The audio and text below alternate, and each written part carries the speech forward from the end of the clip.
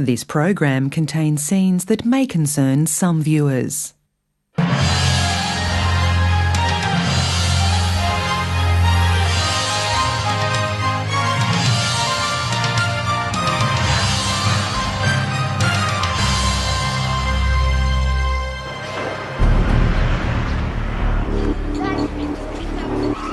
This land was promised to the Jewish nation by God. For more than 40 years, Israel has controlled the West Bank. But now there are serious claims that Palestinian children are being systematically targeted, arrested and jailed in the battle to control this disputed territory. And it's that fear and intimidation that makes this system work so effectively well. You never know when there's going to be the bang on the door in the middle of the night. Let me say this very clearly. There is no such policy. A policy to create fear, there is no such thing.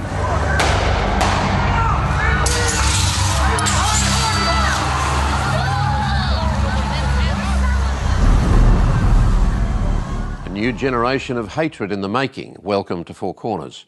Imagine in a major Australian city or in any other civilised society, regular late-night raids on family homes by heavily armed soldiers to take away children in blindfolds and handcuffs for interrogation. Imagine a military prison where the inmates include children as young as 12, in shackles. Such is the distortion of life in a region of broken peace plans and deeply embedded hostilities between 2.5 million Palestinians and 350,000 Israeli settlers after more than 40 years of military occupation. A UNICEF report last year found that Palestinian children had been threatened under interrogation by Israeli security forces with death, physical violence, solitary confinement and sexual assault against themselves or a family member while demanding confessions for alleged offences, most commonly stone throwing. UNICEF estimates that over the past decade, an average of 700 children a year have been detained, interrogated and processed through Israel's military court. In tonight's story, a joint investigation by Four Corners and the Australian newspaper outlines the way justice is practiced with regard to the children of the West Bank. The reporter is the Australian's Middle East correspondent, John Lyons.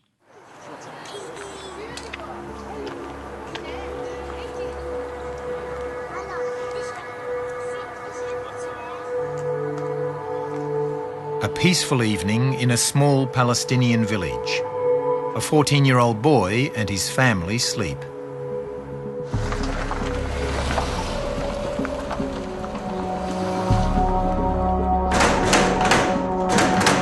Suddenly, the night is shattered. The Israeli army is making a raid. Their target, the boy who they claim has thrown stones at them. His mother recalls that moment. واحد على الباب وواحد هنا وواحد كل جندي على باب غرفة.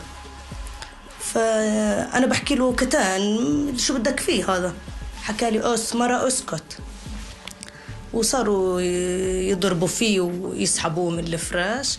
حكينا له بده يلبس، أعطيته أنا الجاكيت عشان يلبس، صار يتمجلز، الجندي صار يضحك. هات الجاكيت أنا بلبسه بحكي لي. Hussein Zamara insists he's done nothing wrong, but this begins an 18-day nightmare. ماكينة كبيرة كان فيها أسلاك كهرباء وهيك موصل بالكهرباء، كان بده يكهربني فيها وكان كل حين يدبني على الأرض يضربني شغلات هيك، كان معه بربيج عصا يضربني فيها.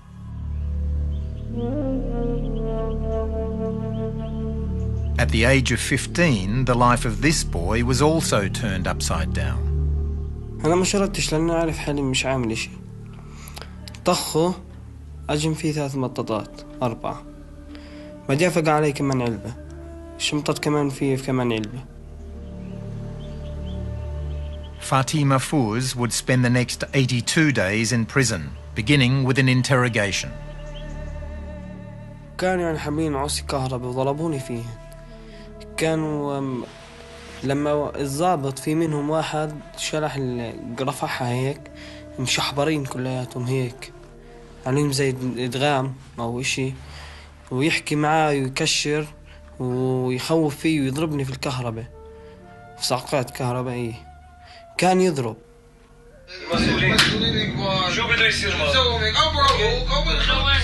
As a 14-year-old, Islam Dar Ayoub has also come up against Israel's security services. حكى لي خذ وكع هاي الورقة.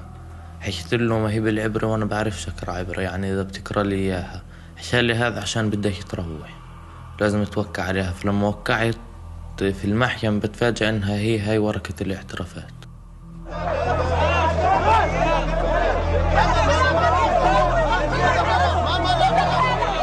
These boys are part of the new front line in the Israeli-Palestinian conflict. They're among the 700 Palestinian children brought each year before Israel's military court.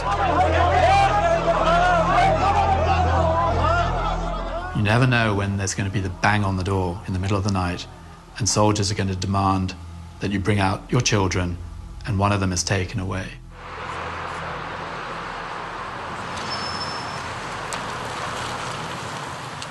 Onto this front line has walked Australian lawyer Gerard Horton. He left his practice as a commercial law barrister in Sydney 6 years ago and is now leading a campaign to end a system under which Palestinian children have fewer rights than Israeli children, including being subjected to nighttime arrests by heavily armed soldiers. That has a paralysing effect on whole communities. And it's that fear and intimidation that makes this system work so effectively well with relatively few soldiers on the ground. And so it also makes it quite a cost-effective occupation. Let me say this very clearly. There is no such policy. A policy to create fear, there is no such thing. The only policy is to maintain law and order. That's all. If there's no violence, there is no enforcement. The President of the United States.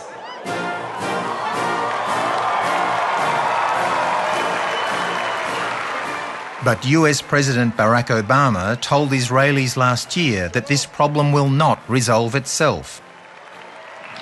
And put yourself in their shoes. Look at the world through their eyes. It is not fair that a Palestinian child cannot grow up in a state of their own, living their entire lives with the presence of a foreign army that controls the movements, not just of those young people, but their parents, their grandparents, every single day. However, leaders of Israel's settler movement like Daniela Weiss do not agree. We came to a land where there were other people living. But this land was promised to the Jewish nation by God. All the other people who live here will accept Jewish sovereignty in the promised land. This is the only way I see it. So those who accept it live nicely. Those who do not accept it encounter confrontations. Those confrontations occur mostly near settlements. In 1967, Israel began occupying the West Bank, which is also known as the Palestinian territories.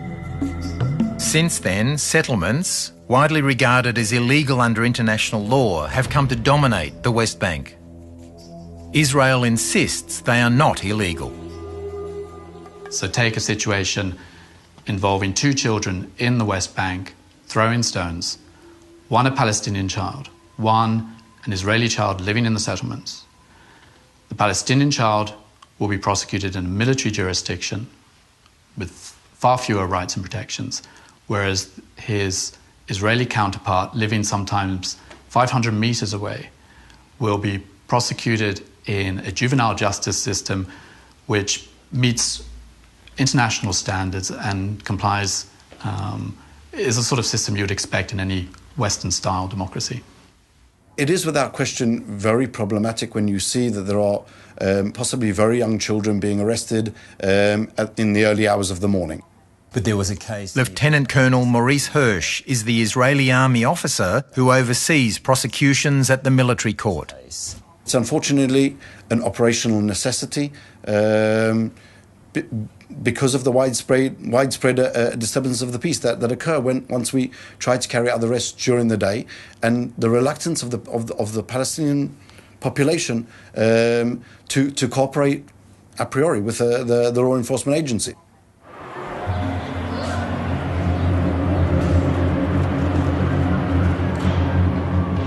To understand Israel's two different legal systems, it helps to come to Hebron, the largest Palestinian city in the West Bank. Here, 800 Israeli settlers live in the centre of Hebron, surrounded by 180,000 Palestinians. This used to be a thriving Palestinian market. The effect of Israel's occupation is obvious. Now it's a ghost town. Israeli soldiers will not allow Palestinians to walk along these streets. Palestinians say they've been forced out and many buildings taken over by the settlers, protected by soldiers. This Palestinian man wants to walk along this street. I am from Hebron. I can or I cannot? You cannot. The first time I visit here, I can? No, you can't. Can I ask why can't the Palestinians walk this way? This is the order I got. Why, as a Palestinian, why can't you walk there? I asked him that I want to pass to go to the cemetery to visit my father's grave. He said that you cannot, you must. Just find it interesting that we as foreigners and I as an Australian can walk there, but you two are Palestinians in the largest Palestinian city in the West Bank and you cannot walk.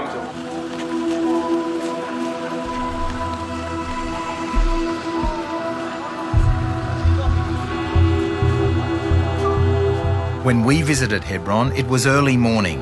Many Palestinian children were walking to school.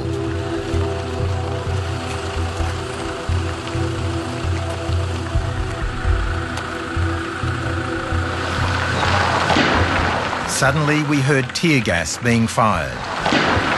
The Israeli army told us it was in response to stone throwing. We couldn't confirm this, but we saw these Israeli police assembling. Then they fired tear gas towards the children.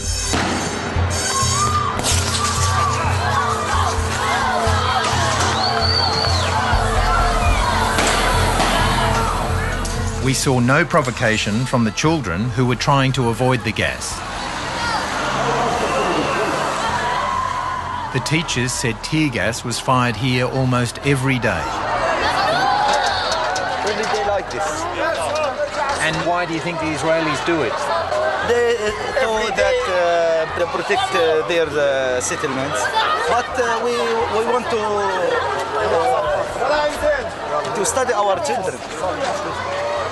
In the last week, we take 3 to the hospitals from the gas. How are you? You speak English?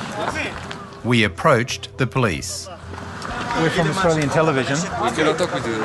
Oh, but really? Can I just ask one thing? Excuse me. We've just been standing here now. Why did you fire the tear gas towards those children going to school? We can't talk to you. We cannot talk to you. Thank you. No, but they appear to be children going to school normally. Can I ask you why you fired this and the other tear gas at them?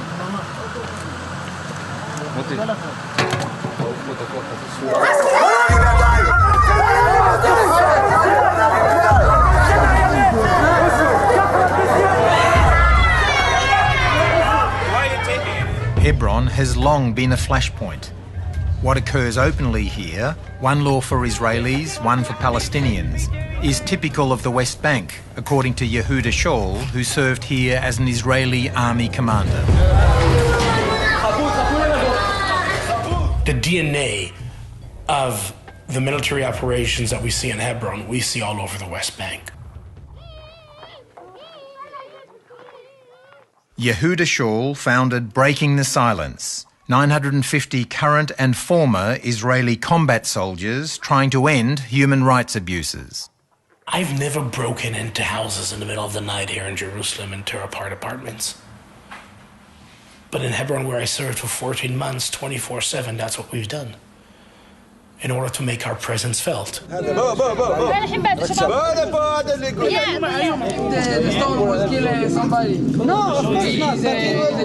he will say he's going to stop it.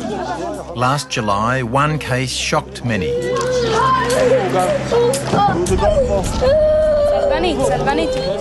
On the streets of Hebron, 5-year-old Wadia Maswade was picked up by soldiers. An Israeli settler had claimed that he had thrown a stone at him. His friend tried to help. وصار يعيط خفت عليه ضليتني ماسك ايده والجيش سحبه مني ودفعني الجيش على البيت.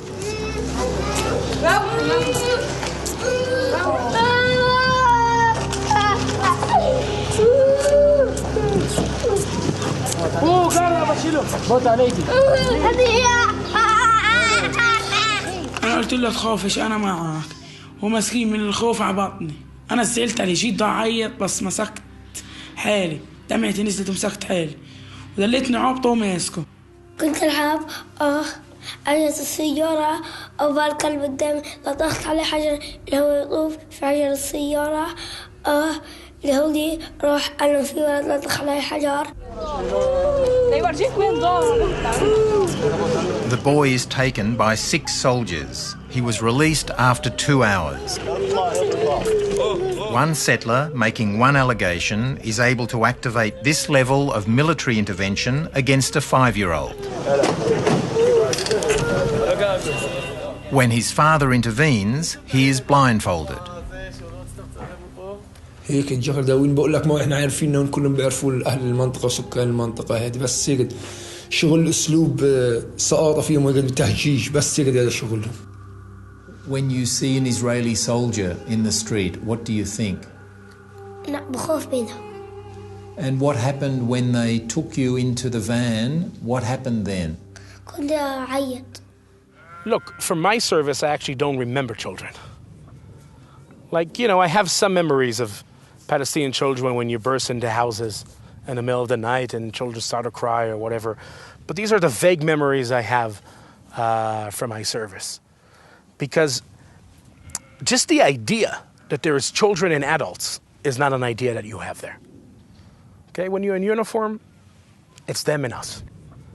I want people to think what they would do if their 5-year-old child was being taken by an occupier's army, even by your local police. Gabi Lasky is a prominent Israeli lawyer who defends Palestinians.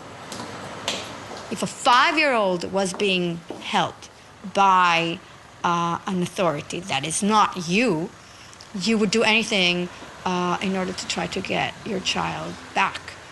Military courts are the long arm of occupation. We are not talking about courts of justice. We are talking about courts of occupation. Look, I grew up believing that our actions as a military in the occupied territories are here to protect Israel from terrorism. What I've learned from my 3 years of service and 9 years of activism in breaking the silence, after reading testimonies of over 950 soldiers, is that the main story here is about maintaining our absolute military control over Palestinians. Palestinians say the soldiers are working in concert with the settlers.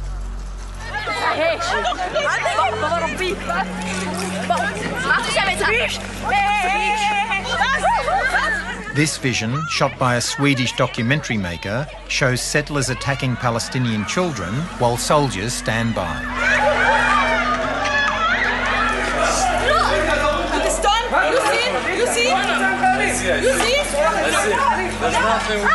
I see. Go there. Okay. Bye.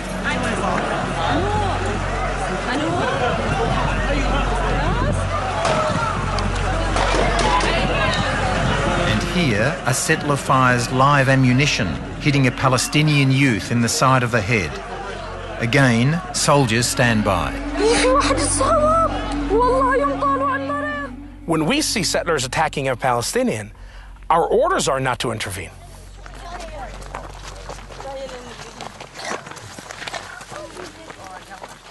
Palestinian children face danger on two fronts: night arrests from the army and violence from settlers. To get to school each day, these children need to walk past this settler outpost. Attacks from settlers have become so bad that the army escorts the children. But school has finished early and the army has not turned up. Today, the children are on their own. Their only protection is this Israeli volunteer who hopes by carrying a camera he will deter settlers. How do you feel, though? You're a Jewish Israeli. How do you feel about this?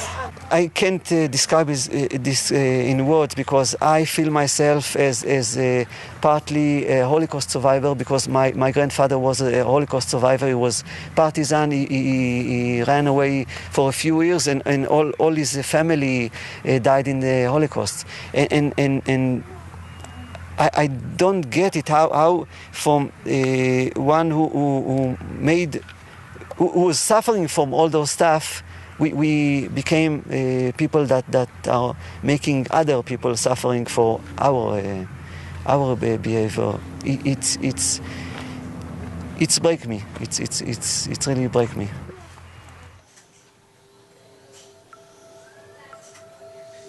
But the suffering is on both sides.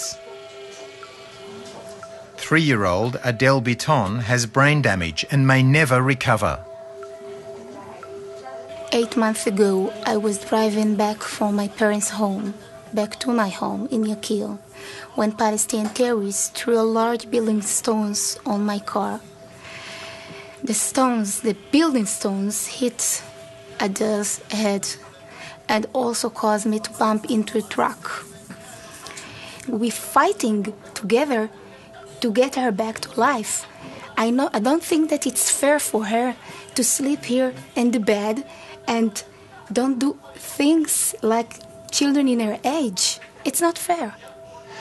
When someone throws stones or blocks, building blocks, whether they're Palestinian or Jewish, do you think it should be the same law for both? For both, because we need to highlight the word stones kills. Stones kills. Her 3-year-old child is basically is still in hospital, and it's unlikely that she will recover from that event. That is terrorism. Lieutenant Colonel Maurice Hirsch says arrests have been made following the attack. We're now dealing with 5 miners who threw stones at some 20-odd cars on a fast road at night time. They stood as a group at the side of the road and pounded the passing cars with stones. They hit a number of cars on the way. If you throw a stone at a vehicle travelling at 70 kilometres an hour, that can kill. There's no question it can be very dangerous. And that's why I think it's so important to look at the evidence.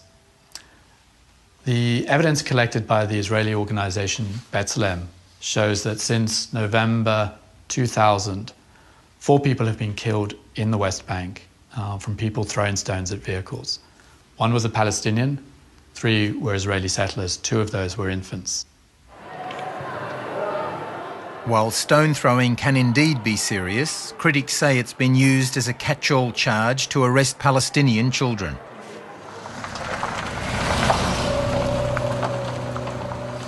When Kusai Zamara was woken by soldiers at 2 a.m, he had no idea what was ahead of him.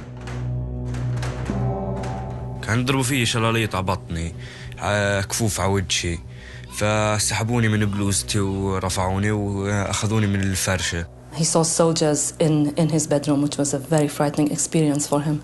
One of the soldiers kicked him with his boot. He grabbed him from his T-shirt, pulled him out of bed, and dragged him outside. Kusai watched his father totally helpless, his mother crying and shouting, unable to do anything, his younger siblings, his sisters, totally devastated by what was going on. Kusai was taken by military vehicle to an interrogation centre. وطلعت السيارة وكان يضرب فيي ما رضي يخليني لا استعمل الحمام لا انام لا اكل ولا اشي ضل واقف ممنوع اتحرك كل ما اسوي اشي يضربني. Because I wanted to know what the interrogator wanted him to confess to. And he said, I want you to confess to throwing stones. And he said, how do you expect me to confess to something I didn't do? And then the interrogator got very upset and he actually slapped him with a piece of plastic hose that he had and threatened to electrocute him. دخلني صار يغلط علي ويضرب فيه قال لي يا بتعترف يا ما بننزل فيك ضرب ونجيب أهلك كان بنضربهم معك من كسرهم ننزل فيك أنت ضل يشتمني. Finally, Kusai gave in. فظل قريب ساعة ساعتين لغاية ما اعترفت قلت له ضربت فحنيت أخذوني قال لي طيب جابوا وراق دخلني عنده على مكتب طال وراق وكتب على الكمبيوتر شوي طال وراق أعطاني إياه قال لي وقع قلت له شو هذول قال لي هذول اعترافاتك أبصر شو كتب بس هو كاتب عني أشياء ثانية يعني كان كاتب إني ضارب مستوطنة وبنتها وشغلات هيك. بتحس داخلك يعني لو الجندي بين إيديك تخنقه بتموته.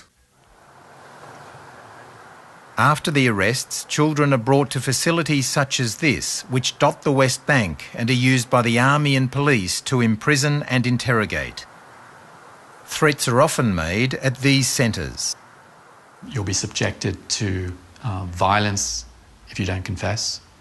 You'll be detained for an extended period of time if you don't confess. Again, the intelligence is usually very good, so the interrogator will know if that child's father has a work permit, for example, to work inside Israel. If that's the case, the threats sometimes are of the nature of we will revoke your father's work permit unless you confess. Could you show me what happened to you? When Fatih Mahfouz was returning home, he came across confrontations between the army and youths. He says he was not involved but was taken away for 82 days. He was just 15. الحين يوم أنا ما اعترفتش وداني على غرفة فيها زي صليب زي هذا الصليب وشبحني عليه. الحين أنا واقف على رأس أصابعي ضليتني واقف ويعني الثقل كلياته على الكلبشات زي حدايد وعلى رأس أصابعي مشبوح أنا كنت وضل يضرب فيه. The interrogator started yelling at him, and then what Fatih says is that he was then placed on some sort of wooden device on the wall, similar in shape to a cross, although it had two legs.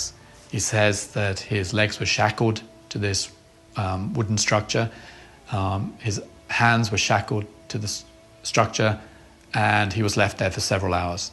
حتى في خشبة منها انكسرت من كثر الهز والهار وضل يضرب فيه. اللي هو بصير يقول لي شو بدكش تعترف؟ تقول له بعترفش ايش عملته ما عملتوش يعني. اللي هو بصير يقول لا انت عامل اشياء يقول انا مش عامل وضل يضرب فيه. Fatih says after 5 hours he was taken down from the structure. الحين قعدت اتوجعها صار يطلع من ثمي اشي زي رغوة بيضة. اجوا اثنين حملوني قالوا له على الاسعاف وصدري كمت علي وبطلت اعرف اتنفس.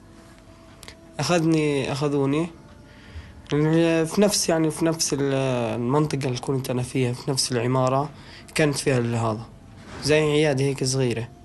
فوتني يقول لي وين الوجع يصير يعص عليه ويضرب عليه يصير يتخوت عليه.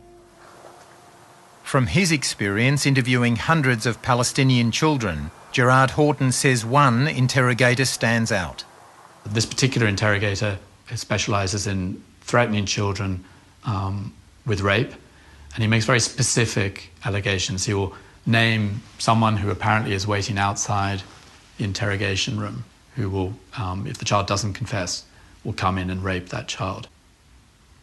The Australian lawyer found one boy's testimony particularly disturbing. What he says happened is somebody then put some food, he thinks it was bread, on the top of his head, and then the dog was brought over and made to eat the food off his head. He was terrified by this experience. He could hear the dog next to him drooling all over him. He was fearful that he was going to be bitten at any moment. Then someone put food, he was dressed, but someone put food on his genitals, and the dog was then made to eat the food off that part of his trousers. After interrogation, children are brought here for trial, Ophir military prison near Jerusalem. The army would not let Four Corners film inside. I've been behind these walls 3 times. I saw children shuffling across the courtyard, handcuffed and shackled. Some hearings lasted 60 seconds. I saw one boy shout the name of his prison so his mother would know where he was being held. I saw the judge convict some children without even once looking at them. Through it all, what I saw was a conveyor belt of convicted children. I think perhaps to give you some indication of how efficient, from a military perspective, this system is. According to the military court's own records, their annual report, the courts have a conviction rate of around 99.74%. Typically, a Palestinian boy convicted of throwing stones will be sentenced to about 3 months' imprisonment. The United Nations Children's Agency, UNICEF, last year released a scathing report on Israel's system.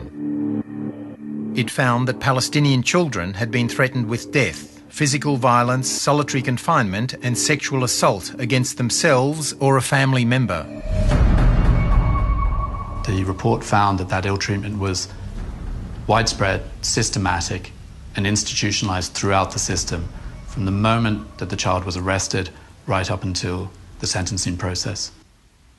The natural reaction is that this is an intolerable, these are intolerable cases, and that I would like my authorities to do their utmost to make sure that this will not be repeated and that this will change.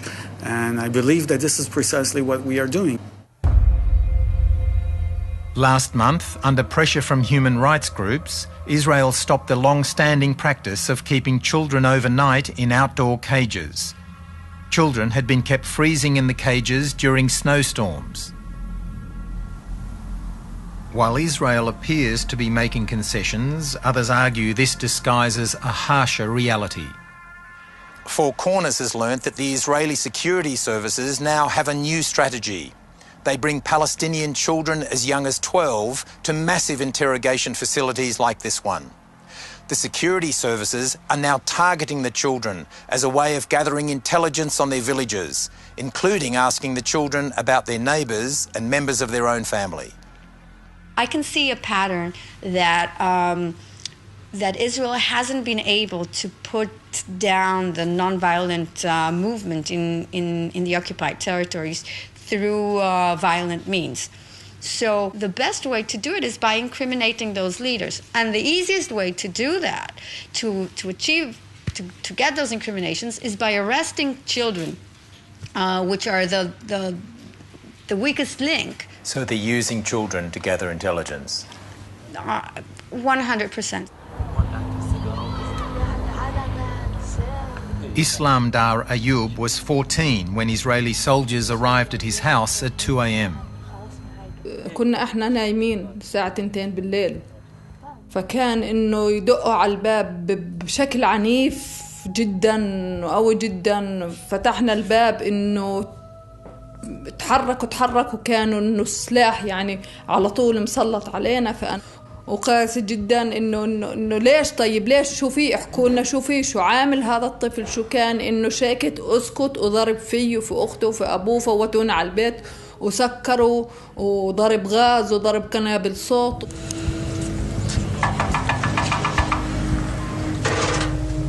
Islam's arrest was part of a practice by the Israeli army known as mapping. Palestinian children are now regularly woken up at night, photographed and questioned about which bed they sleep in. This video shows Islam on the right and his brother being photographed by Israeli soldiers after being woken up. What the army has done is that they have come to all the houses in the village and ask for the children in the house to show them where they sleep. They take pictures of the child, they ask for their ID numbers, and they map them. 3 days after mapping this house, the army returns in a nighttime raid and arrests Islam.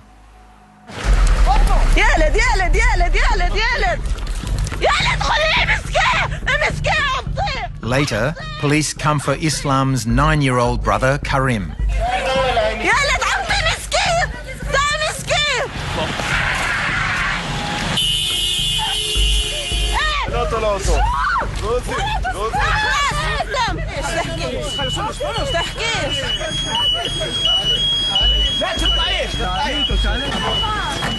He was 9 years old, I think, when he was first arrested, which is completely unacceptable even to the army authorities.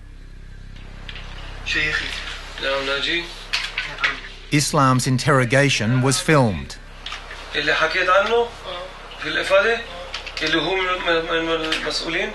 It quickly becomes clear that what the authorities really want is information about the leaders of the non-violent protest movement in the town, including Bassem Tamimi.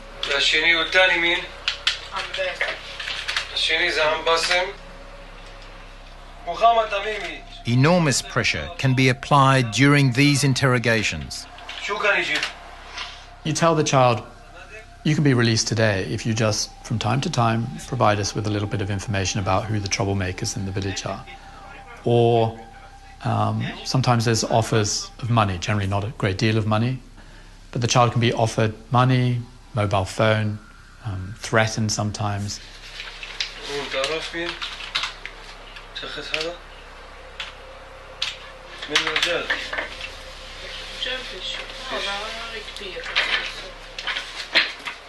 They are trying to know information about the village and about the life of people, their families, their attitudes, the attitudes of the community, and all of these.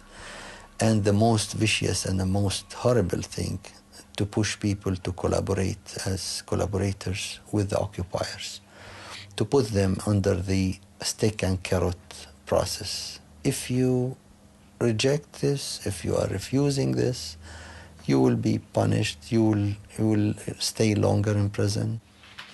So this kind of converting a child who's not responsible on his act to be a collaborator is not just helping in information gathering for the Israelis. It's breaking this child forever. اعترفت انه بضرب حجار ومين بضرب بس صار المحقق يحكي لي بدنا اياك تقول هذا الاشي وبدنا اياك تحكي هاي الاسماء. There has to be a pattern because the interrogators will want to gather information about possible violence emerging from a certain area or from certain people. And I think that's perfectly legitimate to ask people who were arrested for being involved in violent actions, to ask them where they come from, why they have been involved in such violent actions, who sent them, and whether there are more people coming from the same place with the same intent.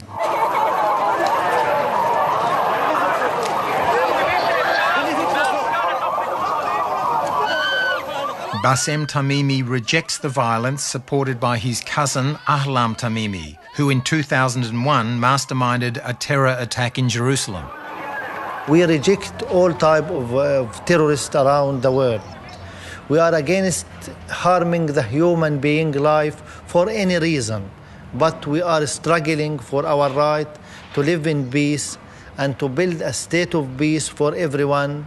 And we ask our enemy to remove the occupation.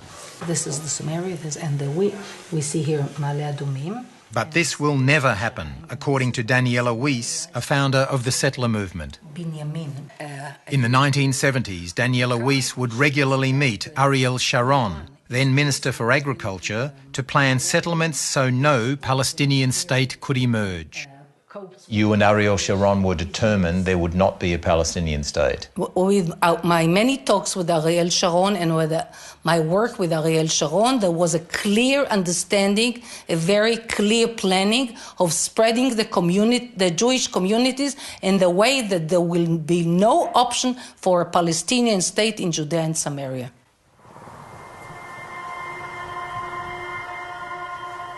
Despite international condemnation, settlement growth is surging. If a Palestinian child said to you, what is the hope for me, for my future, to have my own state? What would you say to that child? This land was promised to the Jews by God, and all of it. It's true that in the course of history, Arabs came to this area from all over, but the promise of God is more important than the changes in history and the political changes. That is why you have to put it deep, deep into your mind that you do not have any chance whatsoever in any point of history, neither you nor any of your offsprings, to ever have an independent state of your own here.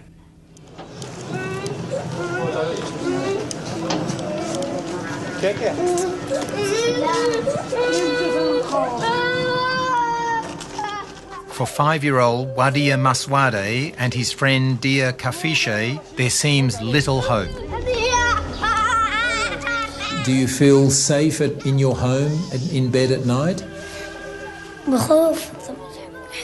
Do you want to stay living in Hebron? You want to leave? Where do you want to go to? In Jordan, in Amman.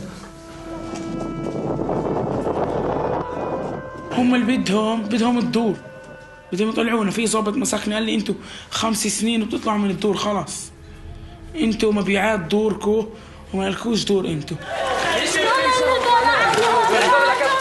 This is how these communities are torn apart in the middle of the night when no one is watching, and it is done one family at a time, one house at a time, and it's systematic and relentless.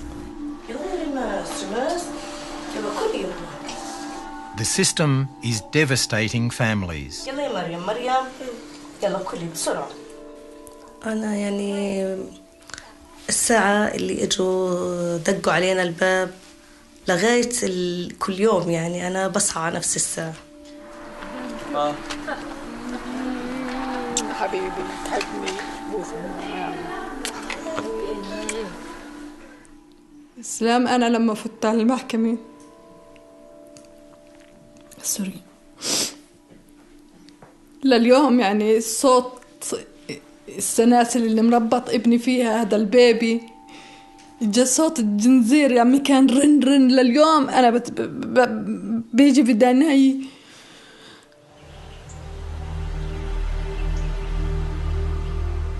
The boys are clearly traumatized. أثق في أي واحد. لما روحت من السجن بطلت أثق يعني في كل أصحابي.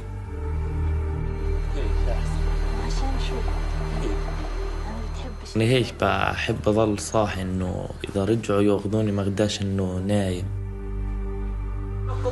ميسي رونالدو. Sometimes you feel that these kids will be lost forever. So our work with them is to help these kids get rid of the psychological impact which might destroy their lives. And this might lead them to whatever extreme you can imagine. This long conflict between Israelis and Palestinians is one of cycles and revenge. Today, Israel is strong.